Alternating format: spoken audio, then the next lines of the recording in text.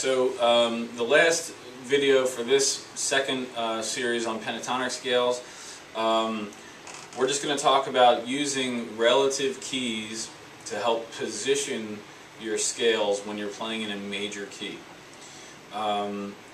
Basically what that means is, since we spend so much time on the minor pentatonic scale, because a lot of rock music is going to use that scale, or minor keys, and also since the minor pentatonic scale is so closely related to the blues scale, we end up using that root note of the minor note a little bit more in rock music, or a lot more in rock music than we do the major pentatonic scale. So the way that I think about this is that if I know I'm going to be playing in a major key, let's say I'm going to play in C major, then for me it's easier for me to position my scales in the minor pentatonic scale, just because I've used those minor pentatonic scales more. So and if you've been following this lesson video, we've spent most of the time on the minor pentatonic scales. So basically the way it works is this, is that major and minor keys share the same letters. So if I'm playing in the key of C major, there's a minor key that shares the exact same scale positions. And the way you figure that out is you use your pinky to find the major note. So if I'm playing in the key of C, I can find a C on the low E string with my pinky, and then just place my fingers in a 4-finger position. So my first finger is now on the 5th fret, and that first finger is on an A. So I know now that A minor and C major share the same scale diagrams. So now that I know that, since I'm really comfortable playing A minor pentatonic and A blues, and I've done that a lot, now I can position my scales by using the key of A minor, since it's a little bit more comfortable for me to do that. So if I'm playing in the key of C, I'm just using my A minor pentatonic positions: root, 3rd, 4th,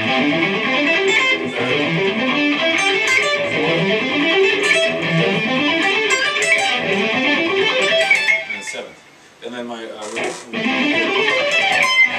the difference is that I know that when I want to come to a resting point in my solo, I'm not looking for an A, I'm looking for a C. So for example, if I'm going to do my solo on the root position scale, and I'm going to come to a phrase ending with a C chord, let's say it goes C, G, A minor, F, common progression, and then back to C. Well, when I get down to that target note, right, at the end of the phrase, and I want to kind of make a final note on my solo, I know that I'm not going to come down on my first finger A.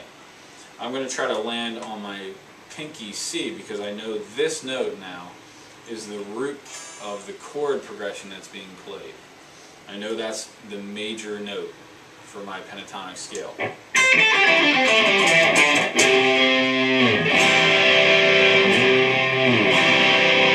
I know that note is going to be more of a resting place than my A minor. So basically what I'm doing is I'm using my knowledge of the minor pentatonic scales to just position where I'm going to be soloing, but I need to keep in mind that the A is not my root note anymore, it's the C. So if I'm in any position at any time and I want to find a final note, I just want to locate a C. So let's say I'm going to be in the 4th position scale up here on D on the 10th fret. Right? Then if I'm going to come to an end in my solo, I'd want to locate a C. And here's one right here on my pinky, or my first finger here. So as I'm doing my solo, I can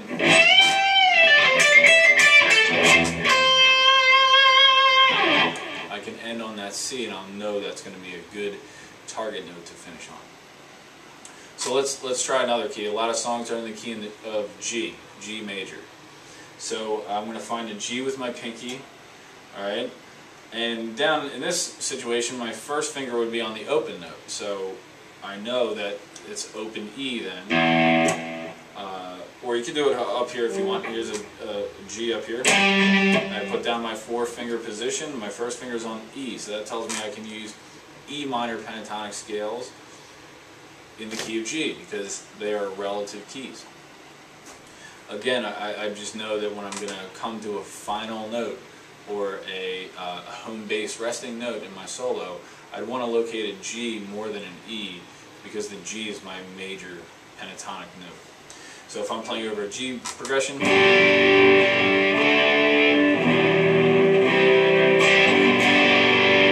you can find some G major backing tracks on YouTube, and then just do all of your E minor pentatonic scales.